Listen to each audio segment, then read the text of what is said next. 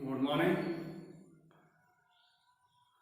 पिछले लेक्चर में हम लोगों ने synthesis of simple sentences into one simple sentence के आर्टिकल के अंतर्गत दो विधियों का प्रयोग सीखा। पहली विधि थी बाय यूजिंग ए पार्टिसिपल, दूसरी विधि थी बाय यूजिंग एन इन्फिनिटिव। आज तीसरी विधि का हम अनुप्रयोग सीखेंगे। किस प्रकार से हम तीसरी विधि यानी by using preposition before noun और जीरंड, दो या दो से अधिक सिंपल सेंटेंसेस को जोड़कर एक सिंपल सेंटेंस बनाने के लिए हम by using preposition before noun और जीरंड का प्रयोग करते हैं। आप देखें, इसमें तीन कॉन्सेप्ट्स आ रहे हैं। पहला कॉन्सेप्ट है प्रीपोजिशन का, दूसरा कॉन्सेप्ट है नाउन का, और तीसरा कॉन्सेप्ट है जीरंड का। थोड़ी थोड़ी चर्चा हम तीनों की कर लेंगे।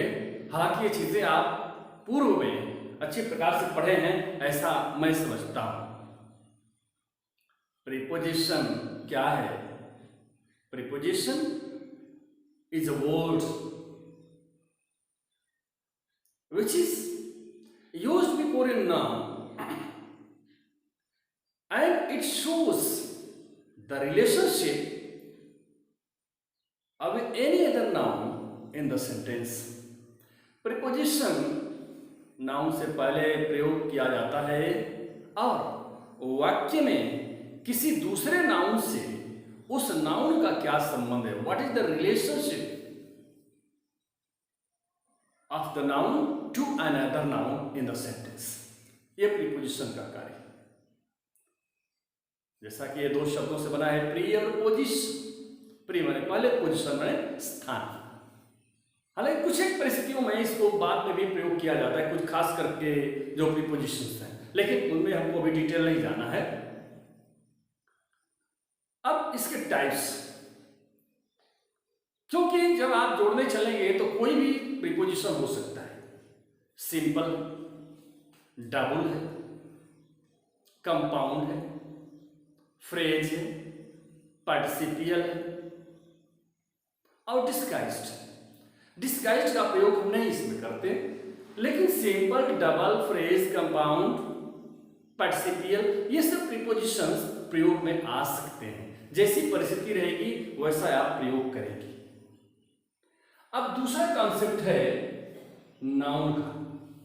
नाउन के बारे में सब लोग जानते हैं। अब इसकी व्याख्या और इसकी परिभाषा मैं यहाँ इंटरमीडिएट लेवल पर बताऊं तो थोड़ा हास्यास्पद होगा। नाउन की डेफिनेशन क्या है, नाउन के टाइप्स क्या हैं, सारे लोग जानते हैं। तीसरा कॉन्सेप्ट है जीरंड। अब जीरंड के बारे में आप ये समझें कि जिस तरह से आपने पार्टिसिपल को देखा, जिस तरह से आपने इन्फिनिटिव को देखा, ठीक उसी तरह से जीरंड भी एक नॉन फाइनाइट है। पिछले लेक्चर में मैंने चर्चा किया था नॉन फाइनाइट तीन, पार्टिसिपल, इन्फिनिटिव और जीरंड। पार्टिसिपल आपने पढ़ लिया है, इन्फिनिटिव आपने पढ़ लिया है, ये जीरंड पढ़ रहे हैं। जीरंड जो है वर्ब प्लस आईएनजी से बनता है। ध्यान रहे, उधर पार्टिसिपल भी वर्ब प्लस आईएनजी से बनता है, लेकिन जीरंड और पार्टिसिपल में डिफरेंस है। पार्टिसिपल एडजेक्टिव का कार्य करता है, जीरंड नाउन का कार्य करता है। आप जैसे जीरंड का एप्लीकेशन बहुत बार देखे होंगे। जीरंड जैसे हम कहें smoking is injurious to health, पढ़े हैं? Smoking is injurious to health, walking is a good exercise. तो इसमें स्मोकिंग, वॉकिंग दोनों क्या है? जीरंड है, जो नाउन का काम कर रहे हैं। तो जीरंड के बारे में आपने समझा कि वी प्लस आईएनजी से बनता है। साथ ही साथ जब हिंदी में इसका अर्थ निकालते हैं, जिस शब्द का हम जीरंड बनाते हैं, जीरंड फॉर्म में जिसको हम ले आते हैं, उसका हिंदी में अर्थ है ना, नी और ने होता है। अब तीनों बातें प्रीपोजिशन बिफोर नाउन और जीरंड करके हम दो या दो से अधिक सिंपल सेंटेंसेस को जोड़ते हैं। कुछ एक परिस्थितियों को हमने एग्जाम्पल में यहां पर देने का प्रयत्न किया है। मैं समझता हूं कि एग्जाम्पल आप देखेंगे तो आपको इजीली समझ में आ जाएगा, आप एक्सरसाइज करने में सक्षम हो जाएंगे। देखेंगे ये चीजें मैंने आपको समझा दिया है, प्रीपोजिशन क्या है, नाउन क्या है, जीरंड क्या है। अब इसे भी मैंने बताया है वी प्लस आईएनजी, अब नाने नहीं आएगा। Examples, Sita bought a pen.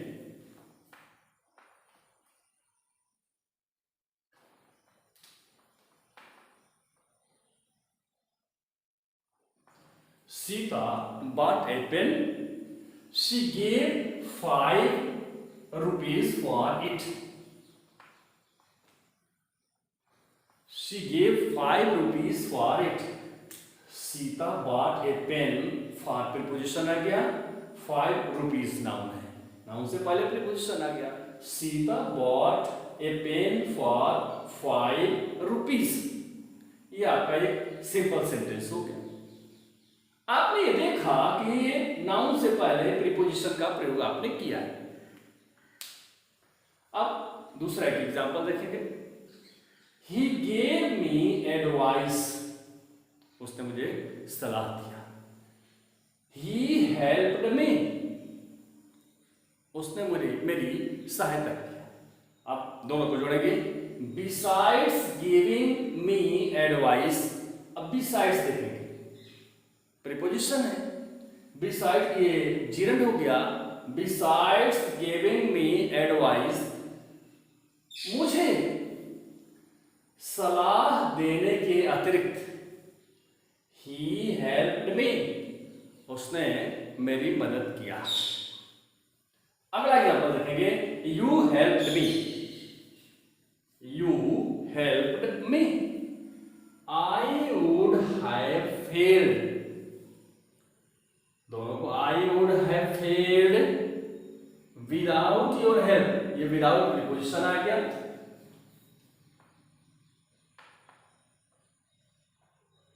Help noun आ गया। तुम्हारी सहायता के बिना मैं असफल हो गया होता, विदाउट योर हेल्प। अब कभी कभी सेंटेंस पैसिव वॉइस में मिल जाता है, तो जीरंड के पैसिव वॉइस क्या है? आप जीरंड के पैसिव वॉइस को अप्लाई करेंगे, यानी जो जीरंड है, जीरंड का पैसिव वॉइस होता है being plus V third. Being plus V third का आप प्रयोग करेंगे और उसके प्रयोग के बाद आप दोनों सेंटेंसेस को जोड़ेंगे। देखेंगे, ही वॉज अवॉर्डेड, पैसिव वॉइस में ही वॉज अवॉर्डेड, उसे पुरस्कृत किया गया। He was given a trophy, उसको एक ट्रॉफी यानी विजय चिन्ह दिया गया। अब दोनों को जोड़ रहे हैं। ही वॉज अवॉर्डेड बाय, ये प्रीपोजिशन है, being given a trophy, being given passive voice में इसको ले आते हैं, ट्रॉफी आ गया। He was awarded by being given a trophy, इसको आप नोट कर लेंगे। ये बहुत सिंपल, बहुत शॉर्ट। आपने देखा दो या दो से अधिक सिंपल सेंटेंसेस को जोड़कर एक सिंपल सेंटेंस बनाने के लिए हम प्रीपोजिशन बिफोर नाउन और जीरंड का प्रयोग कैसे करते हैं, कैसे दो सेंटेंसेस को जोड़ते हैं जो सिंपल हैं और जोड़कर एक सिंपल सेंटेंस बनाते हैं। ये विधि बहुत आसान है और बहुत सिंपल भी है।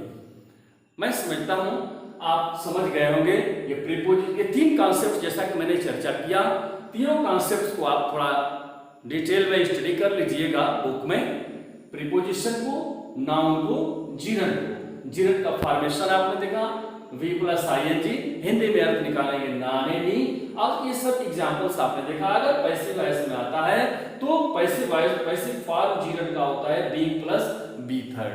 अब बीइंग प्लस बी थर्ड से आप पैसिव वॉइस बनाते हैं और उसके बाद इसको नाउन से पहले रख देते हैं। इस प्रकार दो या दो से अधिक सिंपल सेंटेंसेस को जोड़कर हम एक सिंपल सेंटेंस बनाते हैं और विधि है by using preposition before noun और जीरंड। आज के लेक्चर में बस इतना है। That's all, thank you.